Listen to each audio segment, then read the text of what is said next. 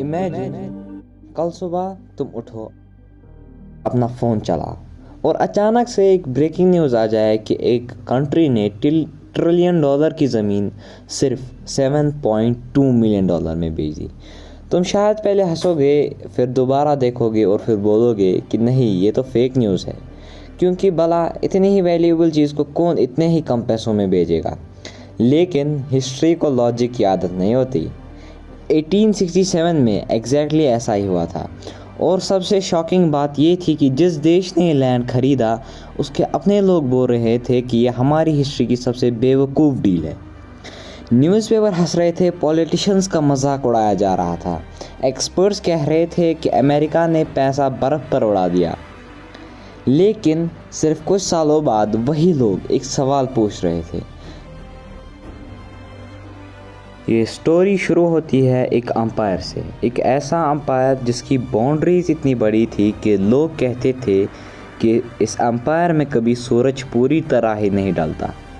उस अंपायर का नाम था रशियन अंपायर। मैप पर देखोगे तो लगेगा जैसे आधी दुनिया उसी की हो।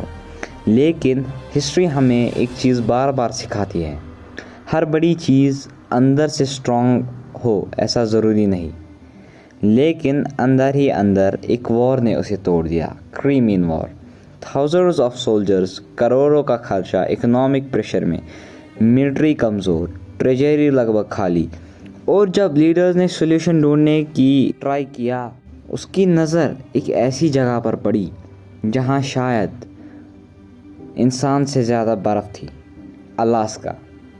लेकिन असली प्रॉब्लम जो थी वो पैसे की नहीं थी, असली रीज़न और भी डेंजरस था।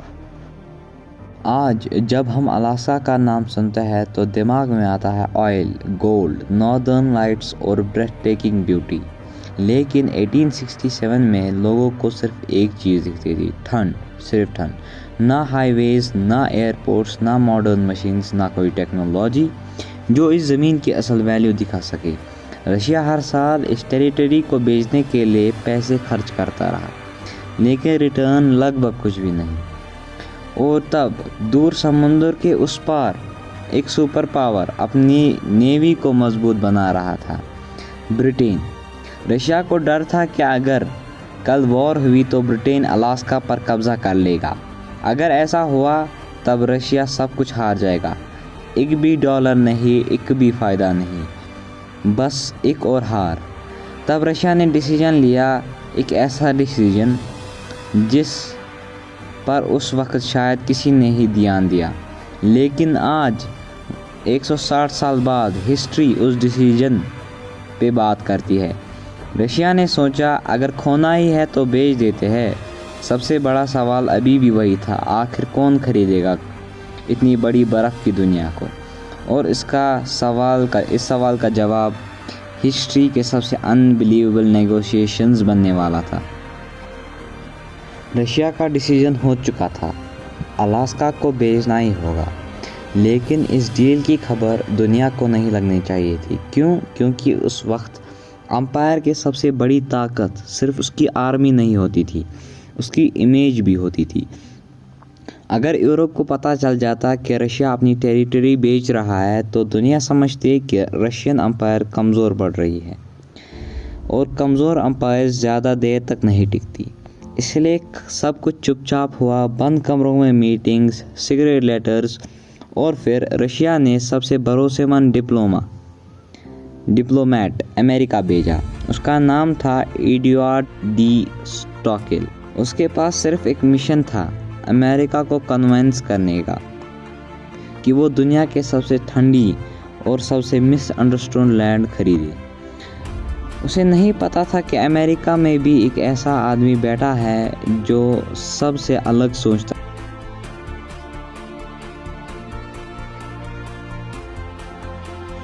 अमेरिका का state secretary of state William Siward. आज बहुत ही कम लोग उसका नाम जानते हैं, लेकिन अगर अलास्का की डील कभी ना होती तो शायद आज हिस्ट्री उसे भी याद ना रखती। बाकी पॉलिटिशियंस सिर्फ आज का इलेक्शन देख रहे थे, सिवार्ड अगले 50 साल देख रहा था। उसका मानना था कि अमेरिका का फ्यूचर सिर्फ ज़मीन जीतने में नहीं, समंदर कंट्रोल करने में है। बाय द वे, लेकिन ईरान ने तो उसको दिखा दिया अपनी औकात, स्ट्रेट ऑफ हॉर्मुज़ पर जैसे कब्जा किया हुआ है। सो अपने टॉपिक पे आता है कि अमेरिका का मानना था कि उनका कंट्रोल पैसिफिक ओशन, ट्रेड, नए पोर्ट्स पर होना चाहिए और उसको वहाँ से एशिया के साथ एक कनेक्शन भी मिलता। उसके लिए अलास्का सिर्फ बर्फ़ नहीं थी, वो फ्यूचर का गेटवे था। लेकिन विजनरीज़ की प्रॉब्लम एक होती है, जब तक वो सही प्रूव नहीं होते लोग उन्हें पागल समझते हैं, और सिवार्ड के साथ भी यही हुआ। लोग हंसने लगे, पॉलिटिशियंस बोले कि अमेरिका को आइस कलेक्ट नहीं करनी है, न्यूज़पेपर ने कार्टून छाप दिए, किसी ने लिखा $7.2 मिलियन फॉर अ फ्रीज़र। हर तरफ सिर्फ मजाक था, लेकिन सिवार्ड चुप रहा, क्योंकि कभी कभी सबसे बड़ा कॉन्फिडेंस चिल्ला कर नहीं, खामोशी से दिया जाता है। और अब हिस्ट्री के सबसे इम्पोर्टेंट सिग्नेचर सिर्फ कुछ ही घंटों दूर थे। 30 मार्च 1867, वॉशिंगटन डीसी। रात के करीब 4 बजे पूरा शहर सो रहा था, लेकिन एक कमरे में नींद से ज़्यादा भी एक चीज़ मौजूद थी, हिस्ट्री। टेबल पर एक मैप पड़ा था, उस मैप पर अलास्का, एक तरफ रशिया, दूसरी तरफ अमेरिका, और बीच में सिर्फ एक कज़ कि घंटों तक हर लाइन पढ़ी गई, हर शब्द समझा गया, हर नंबर दोबारा चेक किया गया। फिर एक लंबी खामोशी छा गई,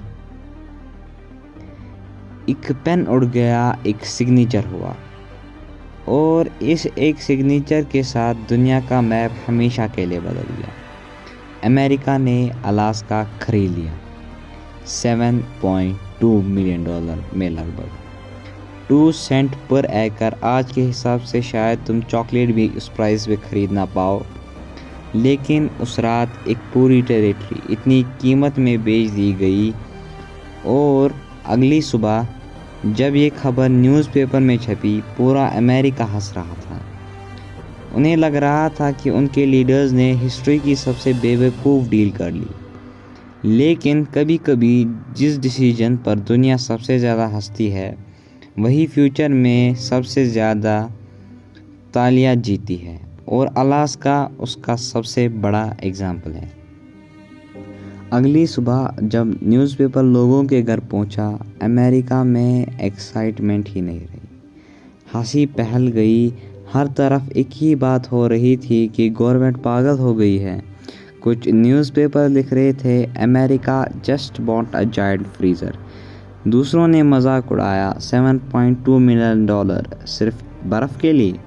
और धीरे धीरे एक नाम पूरे देश में फेमस हो गया, सिवर्ड्स फोली, यानी सिवार्ड सबसे बड़ा बेवकूफ़ है। लोग कहते थे वहाँ ना बड़े शहर है, ना खेत है, ना इंडस्ट्री, और ना ही कोई फ्यूचर।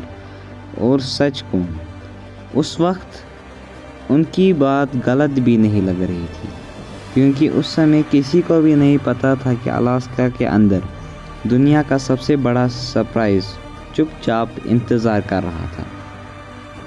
साल बीत गए, लोग अलास्का को लगभग भूल चुके थे, और फिर एक दिन कुछ प्रोस्पेक्टर्स बर्फ़ से ढकी ज़मीन पर अपनी किस्मत ढूंढ रहे थे। ठंड इतनी थी कि सांस धुंध बनकर बाहर आ रही थी। कई घंटों तक कुछ नहीं मिला, सिर्फ बर्फ़, सिर्फ पत्थर और सिर्फ खामोशी। फिर एक ज़ोर से आवाज़ आई, टैंग। एक पिकैक्स एक पत्थर से टकराई, एक आदमी रुक गया। उसने नीचे देखा, बर्फ़ हट गई और उसने कुछ चमकता हुआ देखा। पहले उसे लगा कि शायद धूप का रिफ्लेक्शन है, लेकिन जब उसने हाथ में उठाया, उसकी आंखें खुल गई। गोल्ड, असली सोना। और उसने इस डिस्कवरी ने सब कुछ बदल दिया। खबर बिजली की तरह फैल गई। हज़ारों लोग अपने घर छोड़कर, अपनी नौकरियां छोड़कर सिर्फ एक सपना लेकर अलास्का पहुंचे, रिच बनने का सपना। कल तक जिस जगह का मजाक उड़ाया जा रहा था, आज उसी जगह पहुंचना हर इंसान का सपना बन चुका था। लेकिन ये तो सिर्फ शुरुआत थी, क्योंकि अलास्का के पास और एक राज था। और ये राज गोल्ड से भी ज़्यादा कीमती था। गोल्ड के रश के बाद साइंटिस्ट और सर्वे टीम्स अलास्का के हर हिस्से को एक्सप्लोर करने लग गए और फिर एक डिस्कवरी हुई, ऑयल। सिर्फ ऑयल नहीं, नेचुरल गैस, कॉपर, कोल और इसके और वैल्यूएबल रिसोर्सेज। अचानक जिस ज़मीन को लोग बर्फ़ का टुकड़ा बोल रहे थे, वही अमेरिका के सबसे वैल्यूएबल एसेट में से एक बन गई। लेकिन कहानी सिर्फ पैसों की नहीं थी। एक बार मैप को ध्यान से देखो। अलास्का रशिया से सिर्फ कुछ ही दूरी पे है। इस वजह से 20वीं सेंचुरी में और खासकर कोल्ड वॉर के दौरान अलास्का अमेरिका के लिए एक स्ट्रैटेजिक मिलिट्री एडवांटेज बन गया। यहाँ सिर्फ एक स्टेट नहीं रही, ये अमेरिका की नॉर्दर्न शील्ड बन गई। और तब पूरी दुनिया को समझ आया, विलियम सिवार्ड पागल नहीं था, वो बस बाकी सबसे पहले फ्यूचर देख रहा था। लेकिन एक सवाल अभी भी बाकी है, क्या रशिया ने उस वक्त हिस्ट्री की सबसे बड़ी गलती की, या उस वक्त उसके पास कोई और बेटर ऑप्शन नहीं था? अगर अलास्का कभी बेचा ना जाता तो आज दुनिया कैसी दिखती? फाइनल पार्ट में हम इसका जवाब ढूंढेंगे। अब तक शायद तुम्हारे दिमाग में भी एक बात चल रही होगी कि रशिया ने हिस्ट्री की सबसे बड़ी मिस्टेक कर दी। लेकिन सच इतना सिंपल नहीं है। आज हम फ्यूचर जानते हैं। हमें पता है कि अलास्का के नीचे गोल्ड था, ऑयल था, नेचुरल गैस थी और एक स्ट्रेटेजिक लोकेशन भी थी। लेकिन 1867 में ये सब सिर्फ एक राज था। ना रशिया को पता था, ना अमेरिका को पता था। रशिया सिर्फ एक चीज़ देख रहा था, एक कमज़ोर इकोनॉमी, क्रिमियन वॉर के बाद फाइनेंशियल प्रेशर और ब्रिटेन का खतरा। अगर कल ब्रिटेन अलास्का पर कब्ज़ा कर लेता तो रशिया को ना पैसे मिलते ना अलास्का। इसलिए उन्होंने एक डिसीजन लिया जो उस वक्त उन्हें सबसे लॉजिकल लगा। हिस्ट्री को रिज़ल्ट देखकर जज करना आसान होता है, डिसीजन लेना उस वक्त की इंफॉर्मेशन के साथ बहुत ही मुश्किल। सोचो, एक कमरा, 2 लोग, एक कागज़ और एक पेन, बस इतनी सी चीज़ और उसके बाद पूरी दुनिया का फ्यूचर बदल गया।